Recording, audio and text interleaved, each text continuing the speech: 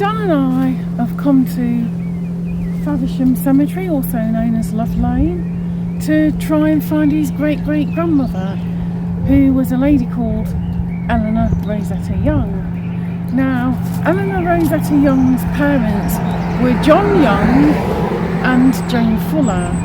They got married on the 7th of September 1856 at St Peter's, or near Faversham, and at the time he was a labourer.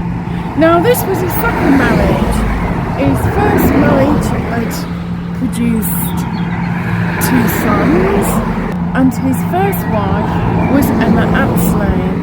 Sadly, Emma died in 1854, aged only 37.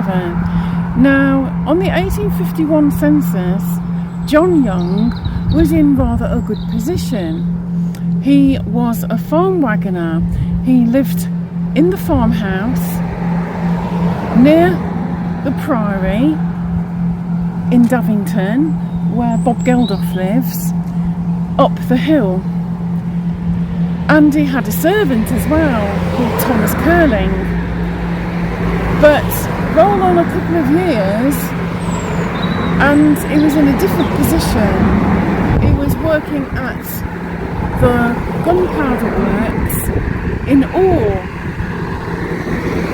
And it was here on the 30th of December 1867 when he and his 9 colleagues lost their lives in a gunpowder explosion, and the following day they were all buried in a communal unmarked grave at St Peter's in Orr. I'll put a picture up so you can see what it looks like. Anyway, Eleanor was only about 11 years old at that time. She was born 2 months following her parents' marriage, and she married a gentleman called Alfred James Cornelius, and they had 9 children, and Dan's great-grandmother Daisy was the youngest, and she was born in 1895. So Eleanor was only in her 60s when she passed away. She was about 65 or 66. She died in 1912, and her husband went to Canada with their son Albert, and he died over in Canada in 1918.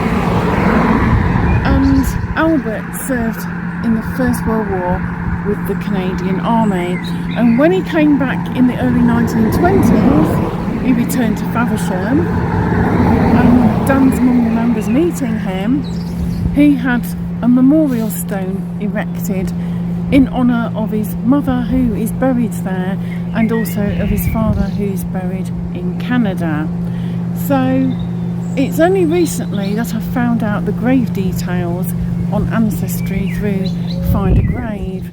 New information comes gradually. You have to keep checking it every so often to see if your ancestor is on there yet or not. So we're going to look for her now. She's in section D, so let's away and see if we can find her after all this time.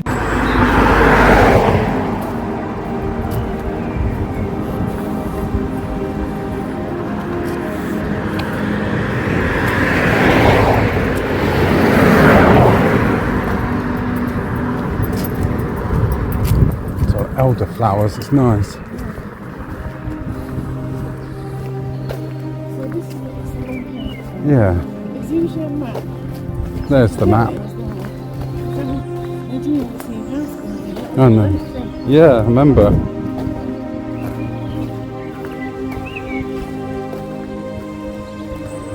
Yeah, section D, it's on the... Yeah, so it's the third one. Yeah, That's it. yeah, Love Lane. No, this is the main entrance. So this is the lodge. Yeah, So it's the next section, isn't Yeah. it? It's on sideways.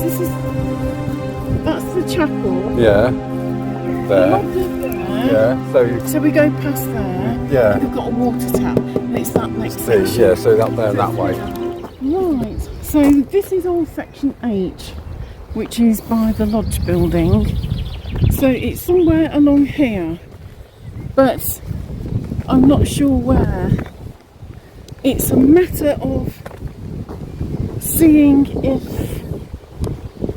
there are any grave numbers on the side. There was another explosion here. This was north of Faversham. They had one in 1916, which was a very big one, and that one's commemorated. That one was massive. There was a lot more lives lost here. On Sunday the 2nd of April 1916, a series of explosions took place at the Explosives Loading Company work at Upleys, just north of Faversham. There were 3 gunpowder works. There was one in Orr, there was one at Upleys, and there was one in Faversham.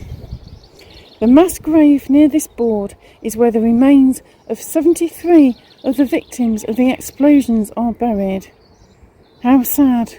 Their names are recorded adjacent to the resting places. Inscribed on a stone in front of the grave are the names of 35 others who are buried elsewhere. This total of 108 does not represent all those who perished. The bodies of some of those missing were never found. All the victims were men. Women were not allowed to work on Sundays.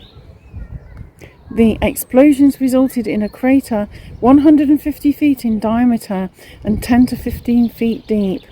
Many of the factory buildings were destroyed or severely damaged. The effect of the explosions was felt as far away as Norfolk, where windows rattled for several minutes. Burial in a mass grave took place on the 6th of April 1916. The memorial and cross erected over it was dedicated in September 1917. The memorial itself bears no details of the incident. Official prohibition prevented the details from being released to the public until 70 years after the event.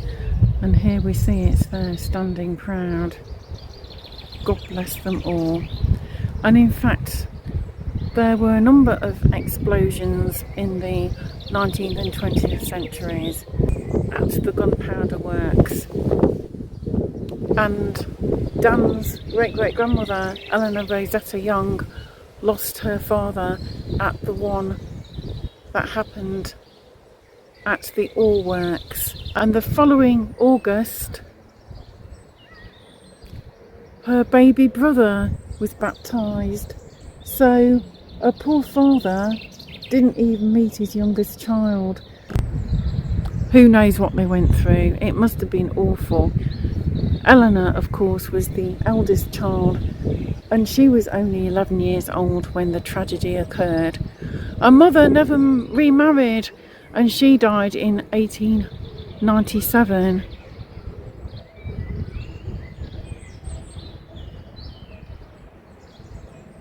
And she wasn't old herself. But John Young was only 52 years old when he passed away. How awful.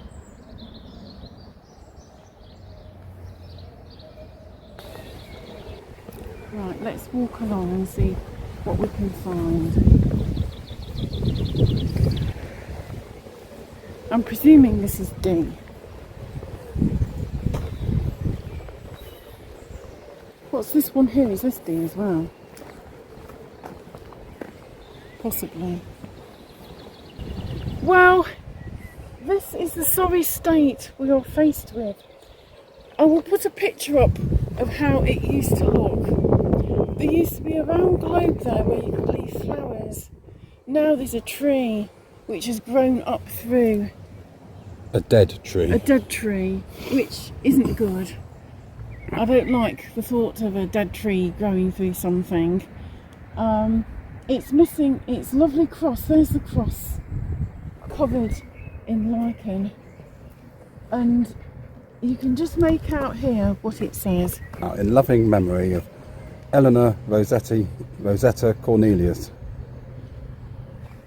Died the 3rd of July 1912. Yeah. She was buried on the 6th of July. They've got her age wrong. I think her age they've put as 59 years, but she was actually 56-ish years old.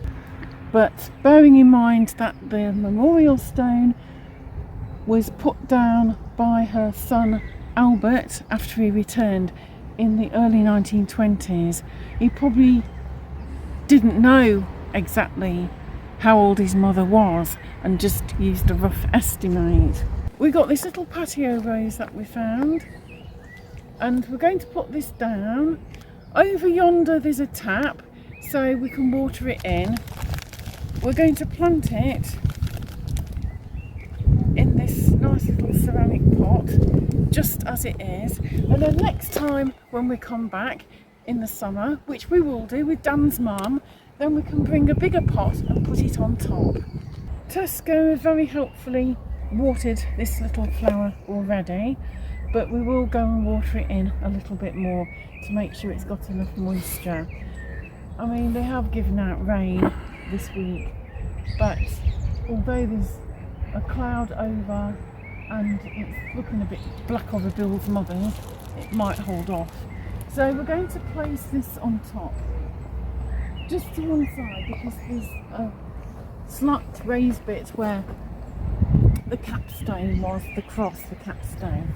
So we're just going to put that to one side, and that's for Eleanor, and it will hopefully be okay in the wind. I'm not sure whether it's going to fall off or not. Dan might want to move it somewhere.